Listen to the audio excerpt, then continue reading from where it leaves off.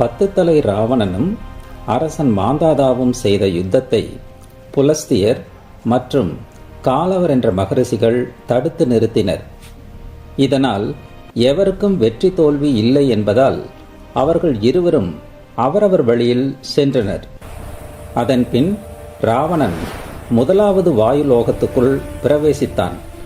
அங்கே கம்சர்கள் என்ற சந்நியாசிகள் வசித்து வந்தனர். அதற்கும் மேலாக வாயுவின் 2ஆம் லோகம் காணப்பட்டது. அங்கே ஆக்னேயம், பட்சசம் மற்றும் பிராமமம் என்ற 3 மேகங்கள் காணப்பட்டது.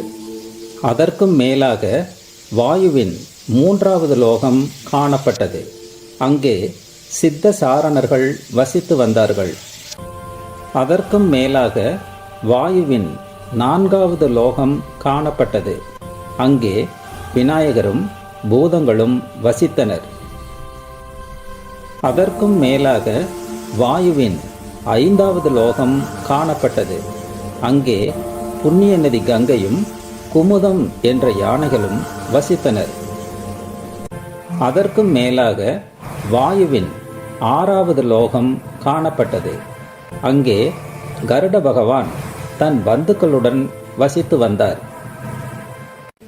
அதற்கும் மேலாக வாயுவின் 7வது லோகம் காணப்பட்டது. அங்கே ரிஷிகள் வசித்து வந்தார்கள். அதற்கும் மேலாக வாயுவின் 8வது லோகம் காணப்பட்டது. அங்கே ஆகாய கங்கை பிரவாகமாக விழுந்து கொண்டிருந்தது. அதற்கும் மேலாக சந்திரன் வசிக்கும் லோகம் காணப்பட்டது. அங்கே சந்திர பகவான் கிரகங்களுடனும் நட்சத்திரங்களுடனும் விளங்கினான். அங்கிருந்து அநேக லட்சம் கிரணங்களை அனைத்து லோகங்களுக்கும் வழங்கி சுகத்தையும் ஆனந்தத்தையும் வழங்கி வந்தான் சந்திர பகவான். ஆனால் சந்திரனின் அந்த குளிர்ந்த ஒளி வீச்சினால் ராவணனும் அவனது படைகளும் நடுங்கினார்கள்.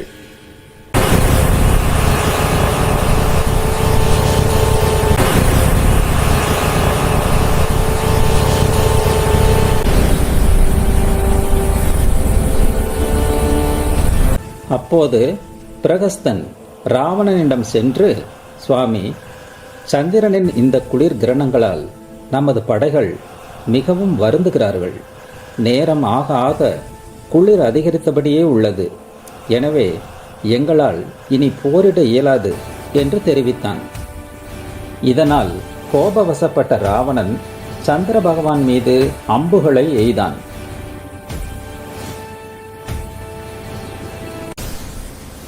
சந்திர பகவான் ராவணனால் துன்பத்துக்கு உள்ளாவதை கண்ட பிரம்மா அப்போது இருவருக்கும் இடையே தோன்றினார்.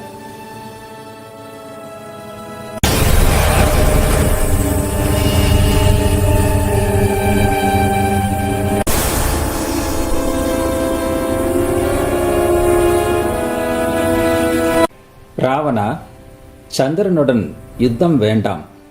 இவன் பிராமணர்களின் தலைவன், சகல லோகங்களுக்கும் நன்மையை செய்கிறவன். நான் உனக்கு ஒரு மந்திரத்தை சொல்கிறேன். உயிர் போகும் நேரத்தில் இந்த மந்திரத்தை நீ ஜெபித்தால் மரணம் உன்னை நெருங்காது என கூறினார். சுவாமி, தங்களுக்கு என்மேல் அன்பு இருக்குமானால் தயவு செய்து அந்த மந்திரத்தை எனக்கு உபதேசியுங்கள். எவரிடமும் எவ்வித பயமும் இன்றி நான் எங்கும் சஞ்சாரம் செய்வேன் என வேண்டினான் ராவணன். ராவணா, இந்த மந்திரத்தை தினமும் ஜெபிக்க கூடாது. உன் உயிருக்கான ஆபத்து காலங்களில் மட்டும் கையில் ஜெபமாலையை வைத்துக்கொண்டு இந்த சக்தி வாய்ந்த மந்திரத்தை மனதார உச்சரிக்க வேண்டும். இதனை நீ ஒரு தடவை உச்சரித்தாலே வெற்றி உன் பக்கம்.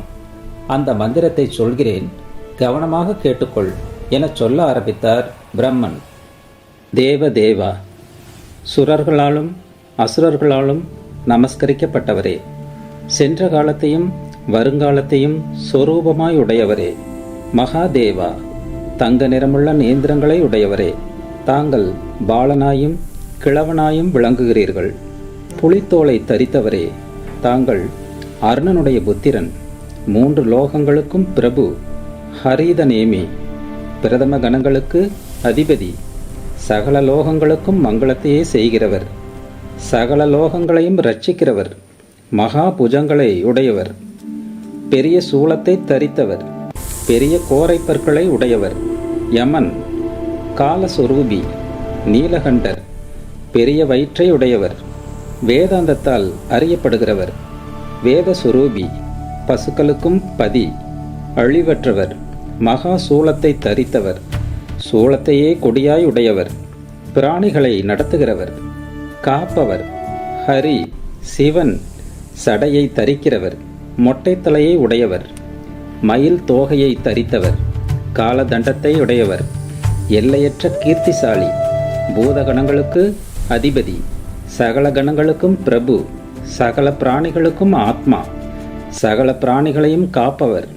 சகல வசதிகளையும் கொடுக்கிறவர், சகலத்தையும் சமகரிக்கிறவர், பிரபஞ்சத்தை படைக்கிறவர், ஆதிகுரு, நாசமற்றவர், கமண்டலுவை தரித்தவர், சுயம் பிரகாச சொரூபி, பினாகம் என்ற வில்லை தரித்தவர், தூர்ஜடி பூசிக்கு தகுந்தவர், மரியாதை செய்ய தகுந்தவர், ஓங்கார ஸ்வரூபி, சாமவேதத்தால் அடையப்படுகிறவர், மிருத்யு, மிருத்யுவின் தூதன், பாரியாத்திரம் என்ற பர்வத சுரூபி, உத்தமமான விரதங்களை உலக நலனுக்காக கடைபிடிக்கிறவர், பிரம்மச்சாரி, கிருகஸ்தன், யோகி, வீணையையும் டமருவையும் அம்பரையையும் கையில் வைத்து கொண்டிருக்கிறவர், மரணமற்றவர், பார்ப்பதற்கு அழகானவர், பாலசூரியனை போன்றவர், மசானத்தில் சஞ்சரிப்பவர், பார்வதிபதி, சத்துருக்களை அடக்குகிறவர், பகனுடைய கண்களை பிடுங்கினவர்,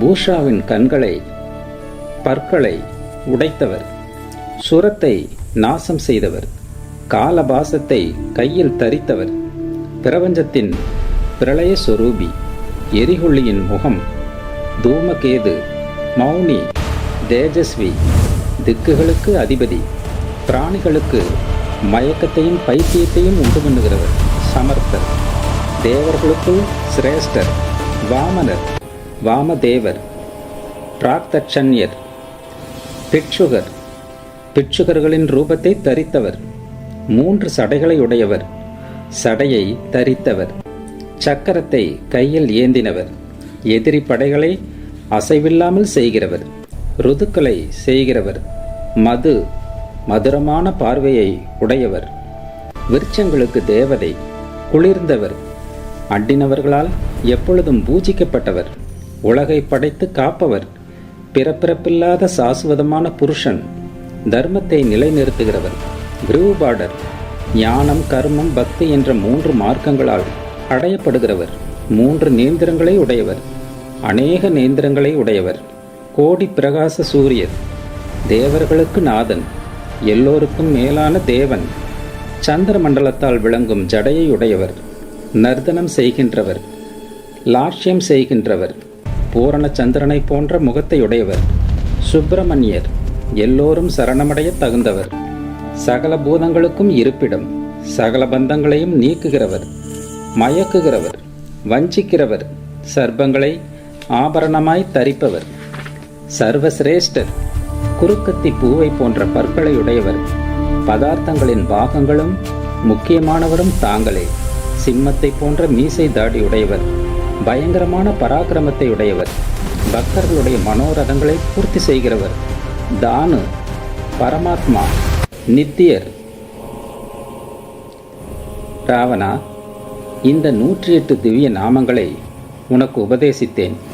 இதை பக்தியுடன் ஜெபித்தால் சகல எதிரிகளையும் வெல்லலாம் என்று ராவணனுக்கு வரம் கொடுத்து பிரம்மலோகத்துக்கு சென்றார். லங்கேஸ்வரன் மிகுந்த மகிழ்ச்சியுடன் தனக்கு இனி யாதொரு அபாயமும் கவலையும் இல்லை என்று அவ்விடத்திலிருந்து புறப்பட்டு இலங்கைக்கு வந்தான். வரும் வழியில் தேவ கந்தர்வ நாக கன்னிகைகளை பலாத்காரமாய் எடுத்து வந்தான்.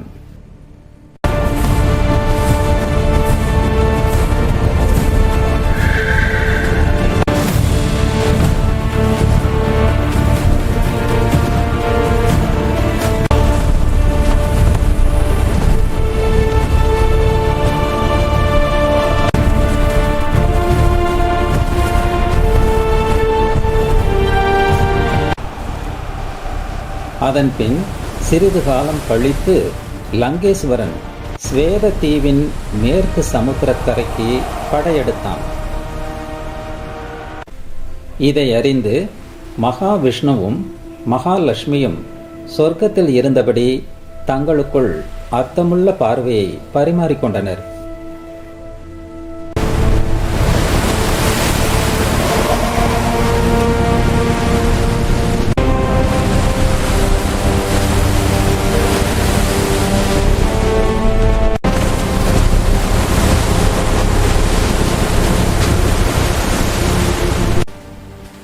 அந்த சமுத்திர கரையில் இருந்த பாறைகளில் மகா பிரம்மாண்டமான பலவான்கள் பலர் கையில் வில்லும் முதுகில் அம்பரையும் தாங்கி அமர்ந்து கொண்டிருப்பதை ராவணன் கண்டான்.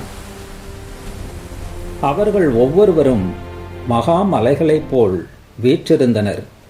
முன் எப்போதும் இல்லாத அதைரியம் ராவணன் மனதில் அப்போது தோன்றியது. இருப்பினும் ராவணன் அந்த பலவான்களை சமீபித்து, நீங்கள் அனைவரும் என்னுடன் யுத்தம் செய்யுங்கள், இல்லையேல் தோற்றதாக ஒப்புக்கொள்ளுங்கள் என கர்வத்துடன் பேசினான்.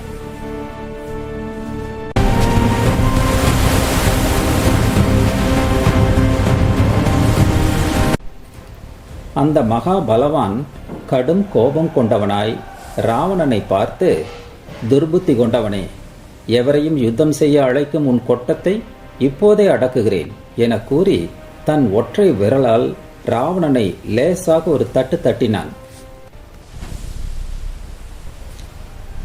அதில் ராவணன் நிலைகுலைந்து போனான். அவனது படையினர் அதை கண்டு தலைதெறிக்க ஓடினர். ராவணன் மயக்கமடைந்து கீழே விழுந்தான். அதன்பின் அந்த பலவான்கள் வெவ்வேறு விதமாய் பாதாள லோகத்தில் நுழைந்து மறைந்தனர்.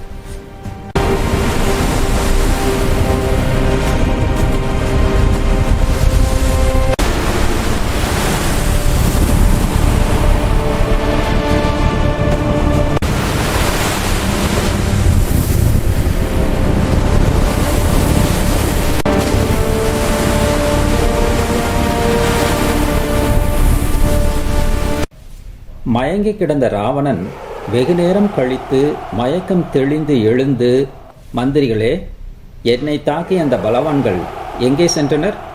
அவர்களை அழிக்காமல் நீங்கள் என்ன செய்து கொண்டிருக்கிறீர்கள் என அவர்களை கோபித்தான்.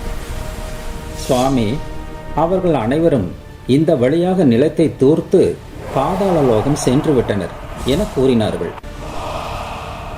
ராவணன் கடும் கோபத்தில் விகாரமாய் கூச்சலிட்டான்.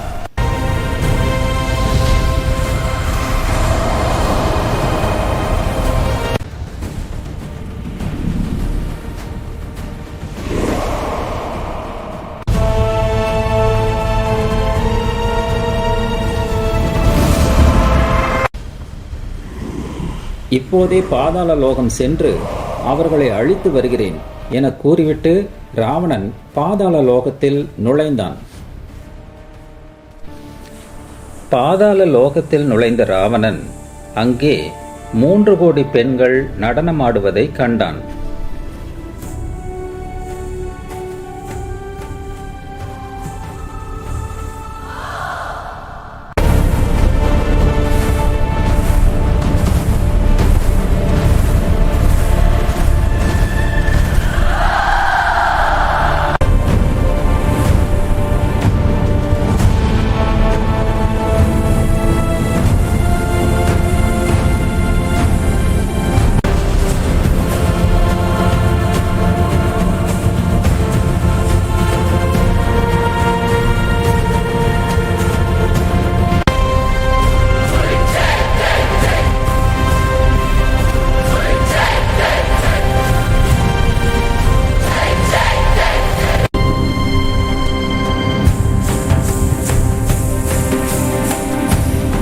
மேலும் பல பிரம்மாண்டமான உருவங்களை கொண்ட பலவான்களையும் கண்டான்.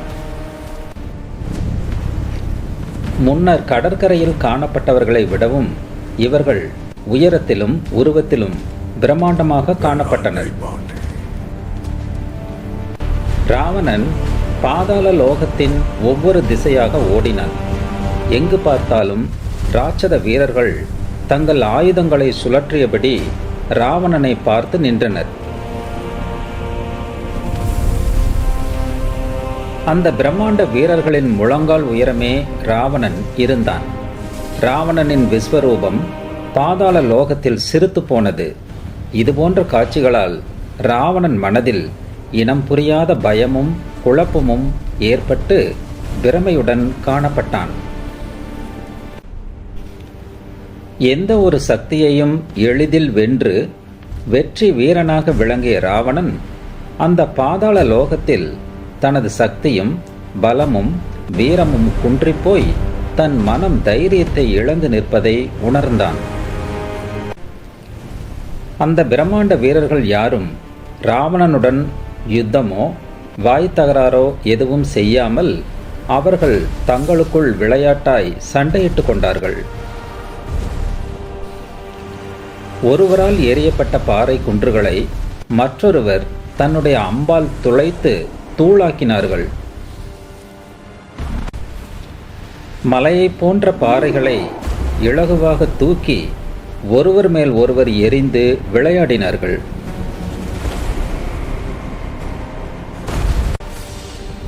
ராவணன் பாதாள லோகத்தின் ஒவ்வொரு திசையாக ஓடினான். எங்கு பார்த்தாலும் ராட்சத வீரர்கள் தங்கள் ஆயுதங்களை சுழற்றியபடி ராவணனை பார்த்து நின்றனர். இருப்பினும் அதை வெளியே காட்டிக்கொள்ளாமல் அந்த இடங்களை விட்டு அடுத்த இடத்துக்கு சென்றான். அங்கே ஒரு மகா புருஷன் மகா சர்ப்பம் ஒன்றின் மீது படுத்திருந்தார். அவருக்கு பக்கத்தில் மகாலட்சுமி அவருக்கு பாத சேவை செய்து கொண்டிருப்பதை ராவணன் கண்டான்.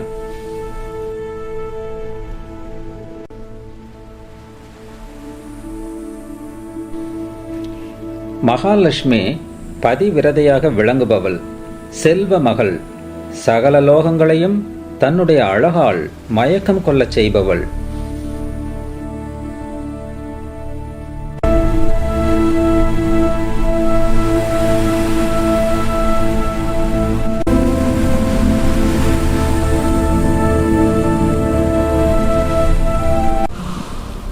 மகாலட்சுமியின் பேரழகால் கவரப்பட்ட ராவணன் அவனது அசுர குணத்தினால் அவர்கள் இன்னாரென அறியும் முன்பே மதிகெட்டு என்ன செய்கிறோம் என்ற நிதானம் இல்லாமல் மகாலட்சுமியை எடுத்துக்கொள்ள வெறிகொண்டு ஆவேசமாக அருகில் ஓடினான்.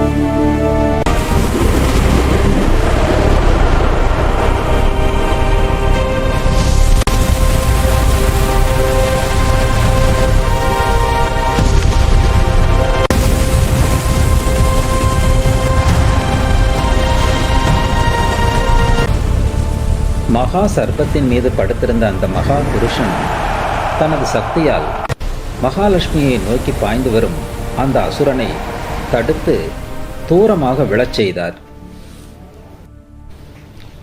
பின்னர் அவர் ராவணனை நோக்கி, அசுராதிபதியே, எழுந்திரு. பிரம்மதேவர் உனக்கு அளித்த வரங்களால் உன் மரணம் இப்போது இல்லை. எனவே இன்று நீ உயிர் தப்பினாய் என கூறினார். சற்று நேரம் கழித்து நிதானத்துக்கு வந்த ராவணன் அந்த மகா புருஷனை மிகுந்த பயத்துடன் நோக்கினான்.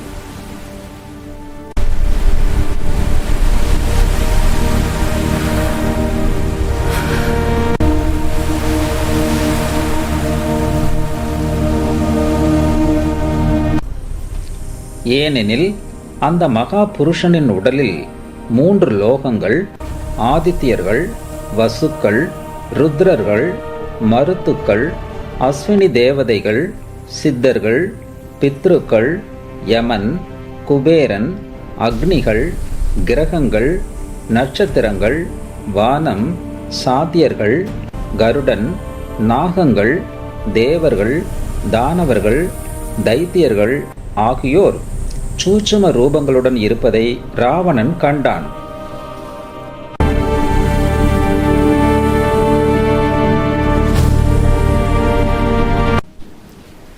யாருடைய பராக்கிரமத்தால் அசுரர்கள் மடிந்தார்களோ அந்த ராகவ மூர்த்தி இவராகத்தான் இருக்க வேண்டும் என எண்ணி ராவணன் பிரமை பிடித்து நின்றான்.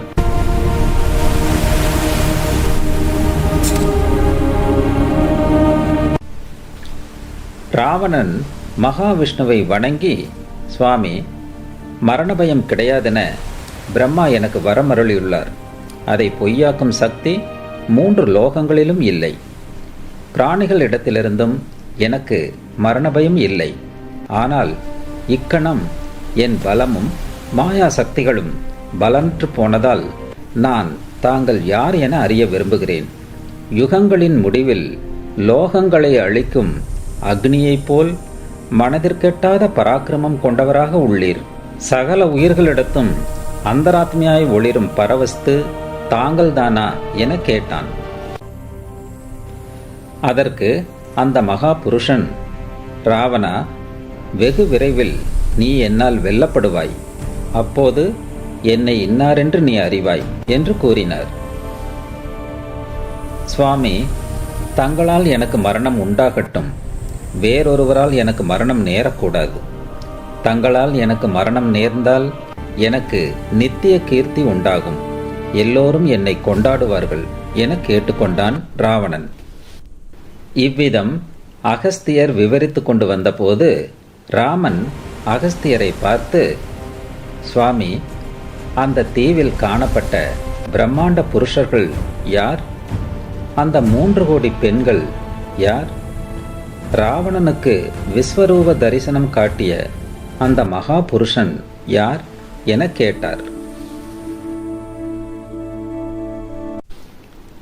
ராமா, தேவர்களின் தேவனாயும் நித்தியனாயும் விளங்கும் கபில பகவானே அந்த மகா புருஷன். அவரே சங்கு சக்கரம் தரித்த ஸ்ரீமன் நாராயணன். சகல பூதங்களையும் ரட்சித்து காப்பவர் மகாவிஷ்ணு. அங்கே நர்த்தனம் செய்து கொண்டிருந்தவர்கள் தேவதைகள். அந்த துஷ்ட அசுரன் ராவணனை தன்னுடைய கோப திருஷ்டியால் அவர் பார்க்கவில்லை. ஆகையால் அவன் அப்போது உயிர் தப்பினான். இருப்பினும் தன்னுடைய வார்த்தைகளால் அவனது கர்வத்தையும் தேஜஸையும் ஒடுக்கி மரணபயம் உண்டாக்கி மறைந்தார். வெகுநேரம் கழித்து சுயநிலைக்கு வந்த ராவணன் அந்த பாதாள லோகத்தை விட்டு வெளியேறினான். தனது மந்திரிகளையும் படைகளையும் அழைத்து கொண்டு இலங்கையை அடைந்தான் என்று விளக்கினார் அகஸ்தியர். அகஸ்தியர் இப்படி சொன்னதும் இதை கேட்டுக்கொண்டிருந்த ராமனும் அசுரர்களும் வானரர்களும் இது மிகவும் ஆச்சரியமாய் உள்ளது என்றார்கள். ராமனின் அருகே நின்றிருந்த விபீஷணன், ஆம், அப்போது நடந்த இந்த சம்பவம் எனக்கும் ஆச்சரியமாய் இருக்கிறது என்று கூறினான்.